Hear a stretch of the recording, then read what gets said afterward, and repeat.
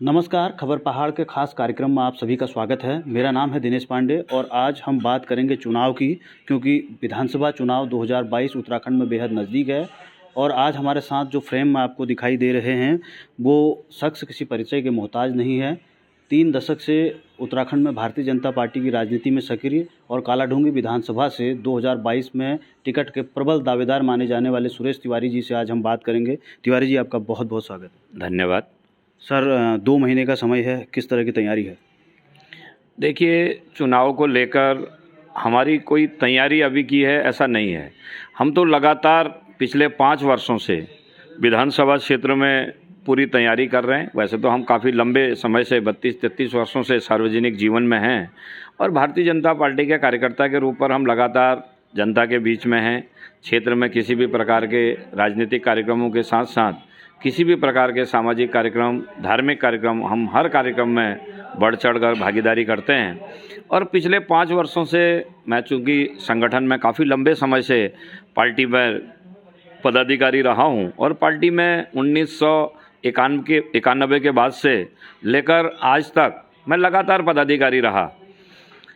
चूँकि पार्टी संगठन में लंबा काम करने के बाद मैंने पिछले 5 वर्ष पूर्व जब 2017 में विधानसभा के चुनाव हुए थे, उसके बाद से ही मैंने पार्टी के वरिष्ठ नेताओं से निवेदन किया था। मैं लंबे समय से पार्टी का काम करते रहा हूं। अब चूँकि मैंने लंबे समय से काम करते रहा हूं, इसलिए अब मेरी इच्छा है कि मैं कालाढूंगी विधानसभा क्षेत्र से चुनाव लड़ने की मेरी इच्छा है। इसी के नाते मैंने संगठन में किसी प्रकार के दायित्वों से भी मैंने अपने आप को अलग किया था। मैंने कहा कि मैं बड़ी जिम्मेदारी, चूँकि मैं क्षेत्र में लगातार कार्य कर रहा हूँ, लोगों के बीच में हूँ, तो इस नाते संगठन का काम कम कर पाऊँगा। इस नाते मैंने पार्टी के नेतृत्व से ये निवेदन भी किया था और पिछले 5 वर्षों से मैं लगातार कालाढूंगी विधानसभा क्षेत्र में पूरी तरह सक्रियता के साथ काम कर रहा हूँ।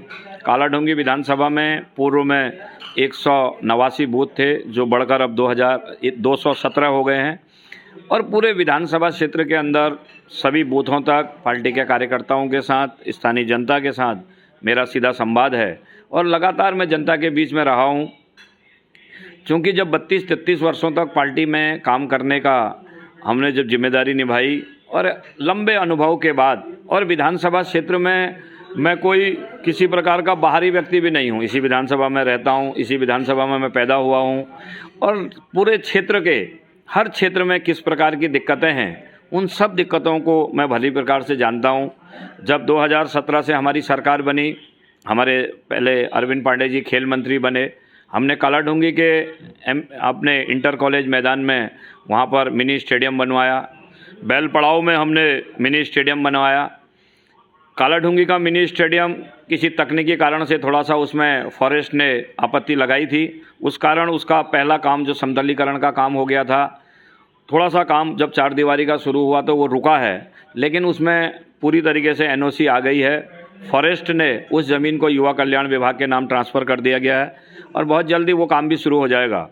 उसके साथ ही जब सरकार के हमारे बिशन सिंह चौपाल जी पेयजल मंत्री बने, इसी कालाढूंगी विधानसभा में हमने 7-8 नए नलकूप लगाए। बड़ी बड़ी पानी की जो योजनाएं, जो बहुत लंबे समय, चूँकि प्रधानमंत्री जी का ड्रीम प्रोजेक्ट है, जल जीवन मिशन के तहत वो पूरे देश के अंदर आम जनता के घर तक, आम जनमानस के परिवार तक नल लगाने की उनकी योजना है। तो उसमें बहुत बड़ी योजना, बहुत बड़ा पैसा उन्होंने हर राज्य में दिया है।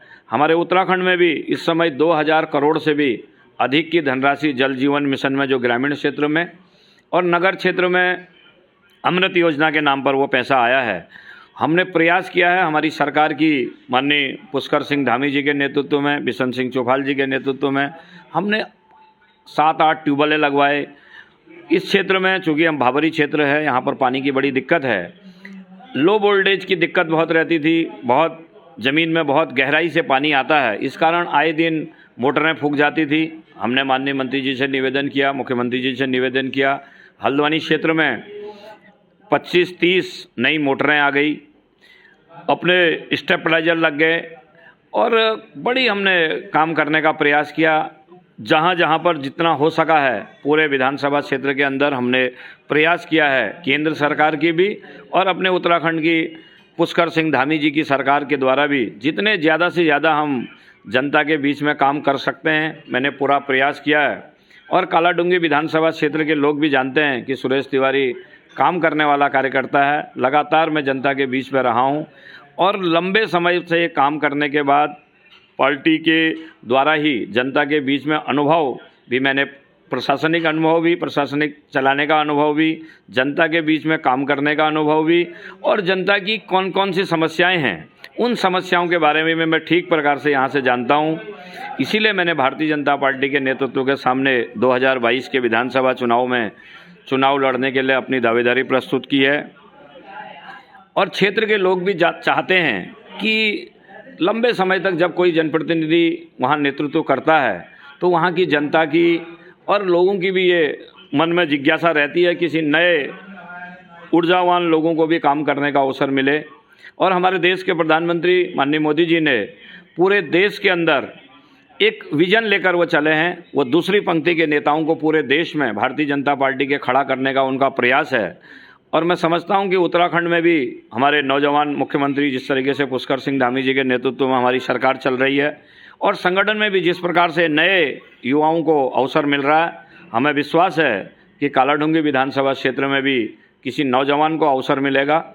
और मैं तो पार्टी का कार्यकर्ता हूं, पार्टी जिस किसी भी उम्मीदवार को टिकट देगी तो हम पूरी पार्टी के कार्यकर्ता के रूप पर पूरी जिम्मेदारी के साथ, पूरी निष्ठा के साथ, जो भी उम्मीदवार, हम उम्मीदवार होंगे तो हमारे साथ पार्टी के अन्य नेता लोग लगेंगे, अन्य किसी नेता को टिकट मिलेगा, हम लगातार पार्टी के कार्यकर्ता के रूप पर काम करते रहे हैं और उसी प्रकार से आगे काम भी करेंगे।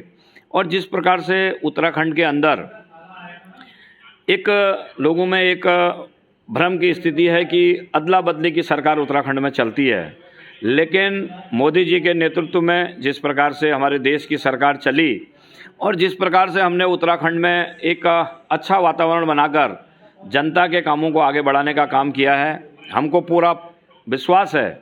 और हमारी पार्टी ने नारा दिया है कि हम 60 से भी अधिक सीटें 60+ लेकर दोबारा सरकार बनाएंगे। हम भारतीय जनता पार्टी के कार्यकर्ताओं की पूरी मेहनत, जनता के, उत्तराखंड की जनता का प्यार, आशीर्वाद भारतीय जनता पार्टी के साथ है। हमको पूरा विश्वास है 2022 के विधानसभा चुनाव में जनता एक बार पुनः इस मिथ्य को तोड़ेगी और एक बार पुनः भारतीय जनता पार्टी की दूसरी पारी की सरकार इस राज्य में भारी बहुमत के साथ बनेगी। कालाडूंगी विधानसभा क्षेत्र में भी हम पूरी ताकत, पूरे अपनी निष्ठा के साथ जनता के बीच काम कर रहे हैं। बाकी पार्टी का जो भी आदेश होगा हम उस आदेश को मानने के लिए पूरी तरह तैयार हैं। सर, आपकी दावेदारी से क्या कहें, भगत जी के रिटायरमेंट का टाइम आ गया? देखिए, मैं तो भारतीय जनता पार्टी का कार्यकर्ता हूं।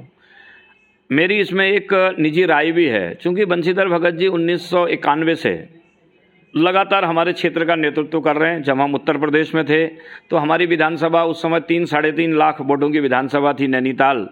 3 बार से बंशीधर भगत जी वहाँ के विधायक रहे। उसके बाद हल्द्वानी विधानसभा बनी, हल्द्वानी विधानसभा में 2 बार चुनाव हुआ, वो 1 बार जीते, 1 बार हारे। उसके बाद 2 बार से कालाडूंगी विधानसभा बनी है, वो दोनों बार वहाँ से जीतते रहे हैं।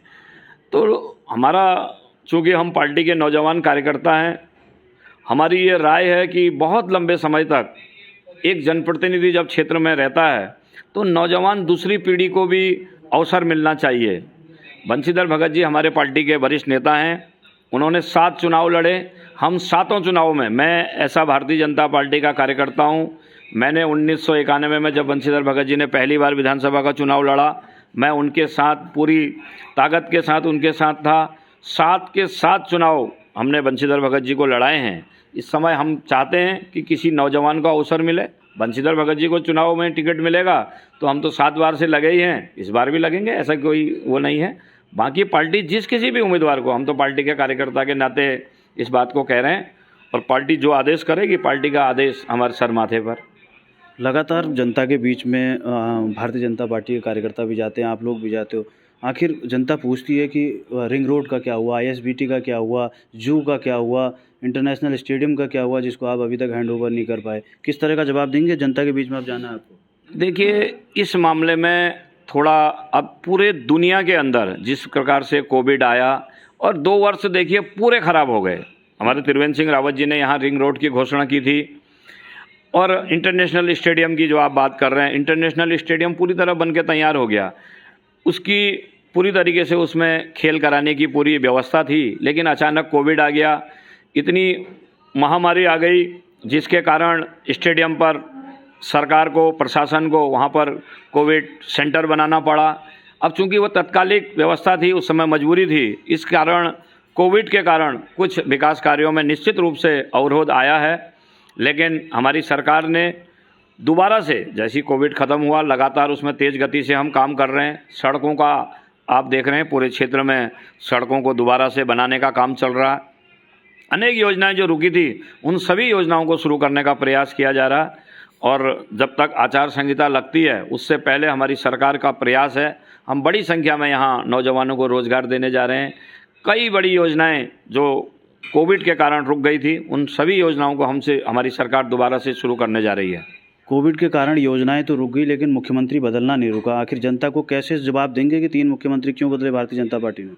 अब देखिए, मुख्यमंत्री बदलने के पीछे अब ये पार्टी के शीर्ष नेतृत्व का काम है। इसमें मेरे को कोई बात कहने की, मैं इसके लिए कोई ऑथेंटिक नहीं हूँ। क्योंकि ठीक है, मुख्यमंत्री बदले, कई पार्टी के अपने कारण होते हैं, ये आंतरिक कारण के कारण पार्टी के शीर्ष नेतृत्व को ऐसा करने का अवसर मिला। लेकिन अब पुष्कर सिंह धामी जी को एक नौजवान मुख्यमंत्री के रूप पर पार्टी ने जिम्मेदारी दी है। आप लोग भी सब देख रहे हैं, जनता के बीच में कितने लोकप्रिय मुख्यमंत्री के रूप पर वह काम कर रहे हैं। और हमको पूरा विश्वास है 2022 के विधानसभा चुनाव में पुष्कर सिंह धामी जी के नेतृत्व में भारतीय जनता पार्टी की सरकार 60 से भी अधिक सीटें जीतकर इस उत्तराखंड में पुनः हमारी सरकार बनेगी। ऐसा हमको पूरा विश्वास, जनता के आधार पर हम इस बात को कह रहे हैं, हमको पूरा विश्वास है कि हमारी सरकार दोबारा बनेगी। कांग्रेस का कहना है कि राहुल गांधी की रैली के बाद भाजपा घबरा गई है, इसलिए हल्द्वानी में 24 तारीख को प्रस्तावित होने वाली रैली को 30 दिसंबर को करना पड़ा। देखिए, ऐसा नहीं है। 24 तारीख की रैली, माननीय प्रधानमंत्री जी के कई कार्यक्रम हैं, बड़ी उसके कारण जो है उस रैली को, उसकी तिथि आगे बढ़ाई गई। उसमें इस प्रकार का कोई, राहुल गांधी जी की रैली और प्रधानमंत्री मोदी जी की रैली का कोई मुकाबला ही नहीं है। आप देख रहे हैं पूरे देश के अंदर, अभी मोदी जी बनारस में गए थे, इतनी बड़ी रैली, 2 लाख से भी ज़्यादा लोगों की संख्या वहाँ के लोग कहते हैं कि उसमें जुटे। और हल्द्वानी की रैली इस बात को सिद्ध कर देगी कि राहुल गांधी जी की रैली मोदी जी के रैली के मुकाबले उसका कोई वही नहीं है। मोदी जी दुनिया के सबसे लोकप्रिय नेता हैं। राहुल गांधी जी तो वो अपनी पार्टी में ही अपने आप की उनकी स्वीकारता नहीं है, उनके नेता राहुल गांधी को ही नेता नहीं मानते हैं। और कांग्रेस की तो ये परंपरा है, वो तो लगातार, पहले सोनिया गांधी जी अध्यक्ष बनी, फिर राहुल गांधी जी बन गए, फिर उन्होंने कहा राहुल गांधी जी ने इस्तीफा दिया, फिर सोनिया गांधी जी बन गई।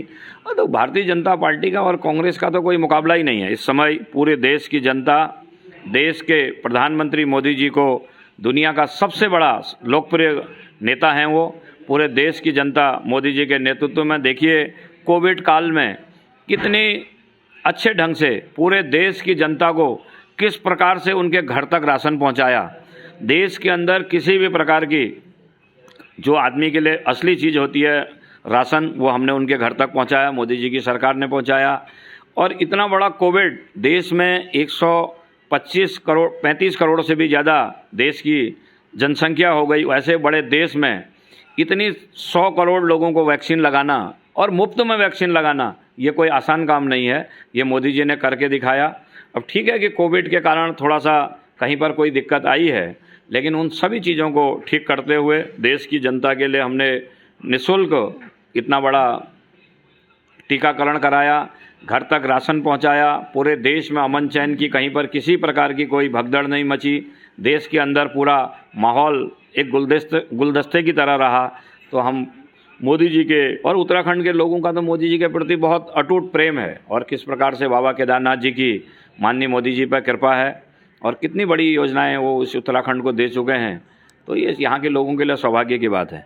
जाते जाते आप कालाडूंगी विधानसभा से दावेदारी कर रहे हैं, वहाँ की जनता को क्या संदेश देना चाहिए?